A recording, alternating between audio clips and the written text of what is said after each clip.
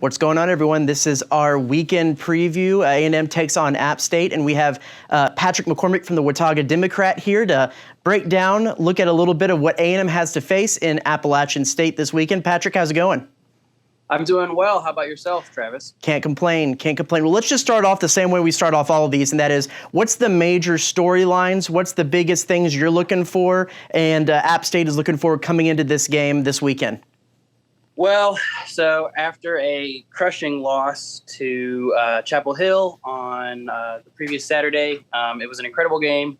There were an insane number of points scored during the fourth quarter alone. The two teams combined for 62 points. Remarkable game. Really should have been.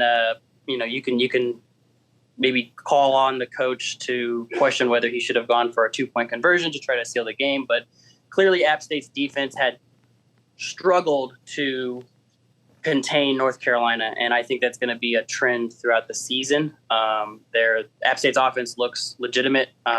There were questions going into the offseason about our wide receiver core, but Chase Bryce threw to 12 different receivers, and I don't foresee any other complications with their offense this year. Their defense is really the question mark on the season so far. Hopefully that answers your question. Sorry for the bit of a ramble. What about the mental state? You know, when you look at, of course, you play a team, so you start studying. App State has done well going to Georgia, Tennessee, Penn State, but not after a rivalry game where, I imagine it's like A&M playing Texas. If you could beat North Carolina like you guys did once, it would have been so great. How do you think they bounce back from that, crushing loss? Well, so there were a couple points in the game where I saw, and maybe the most notable one was after the first failed 2-point conversion, the receiver, he was laying literally on the ground, and an offensive lineman came over and physically lifted him up. And I think that's almost kind of a perfect embodiment of what the team needs to do. They need to support each other, say, hey, look, this was an incredibly devastating loss, but we're still, in the running for trying to win the conference. They're going to be looking beyond to progress beyond that game, despite how the ending turned into that kind of soul crushing kind of way to end it. But playing against opponents like Chapel Hill, Texas A&M, these are the opponents that Appalachian State needs to put on their docket to really be considered a school that is on the kind of up and up. They're not quite there yet. There is talk about maybe moving to the ACC, but until they can start really competing in these games and maybe even winning more of them, that's not going to be, I think, something that they should consider. 61 points against North Carolina, 40, I believe, in the fourth quarter. Is that the kind of offense that you were expecting from App State this year? Was that a little bit of a surprise, that kind of offensive output? I would not have expected them to put up maybe 60, in their first game, 61. But I would not be surprised to see them average,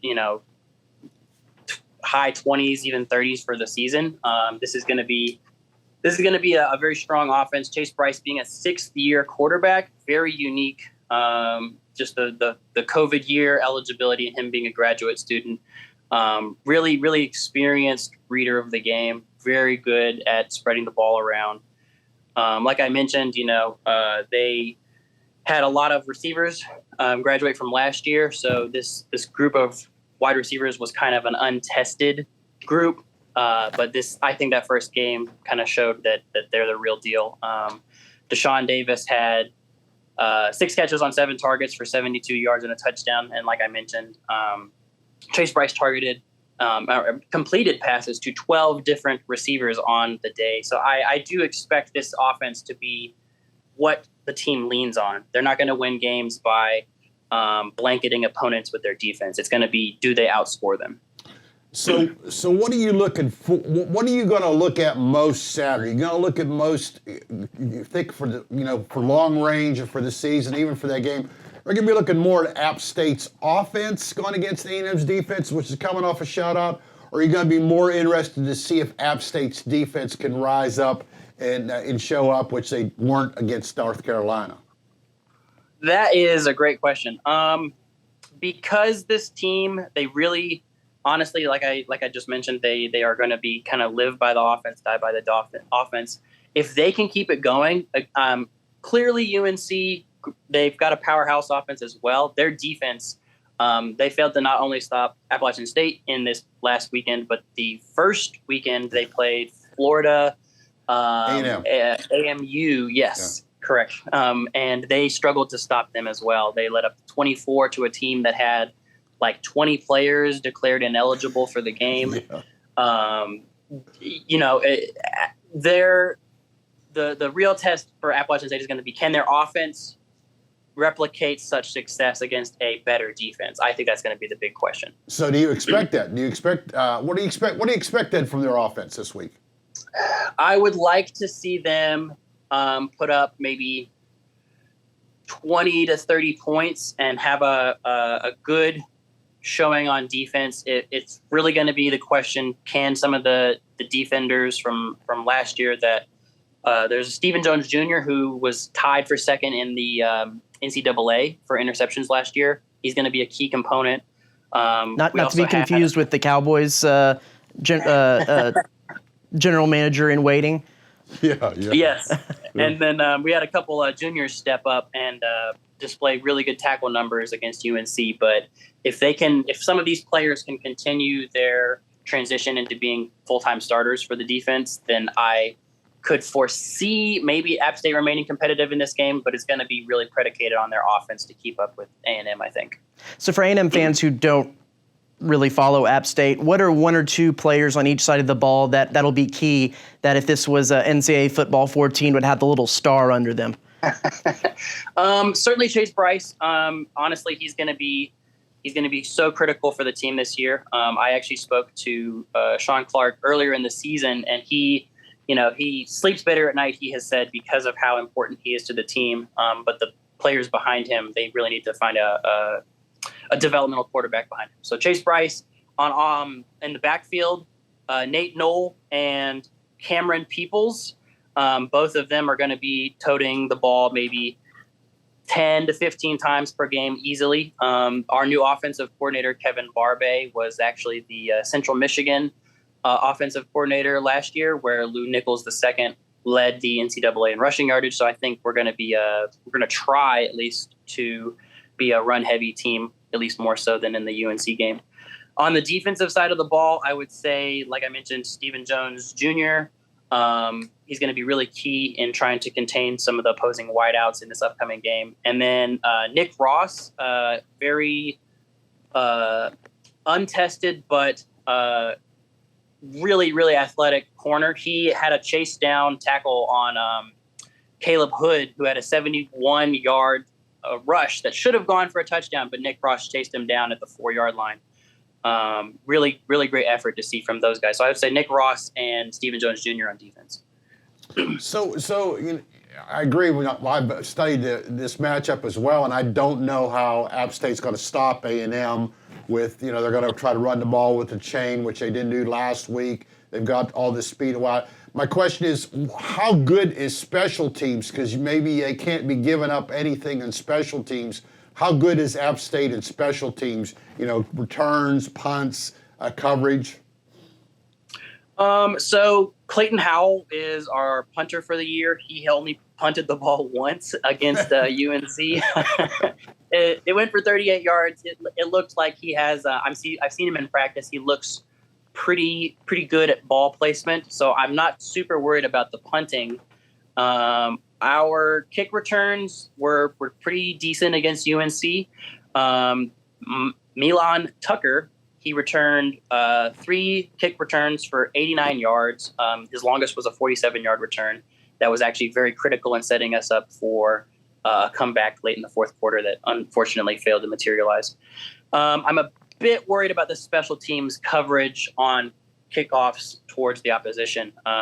We let up some big returns to UNC that I'm not, including a touchdown on an onside kick return. So maybe that would be one area of weakness would be coverage on kickoffs.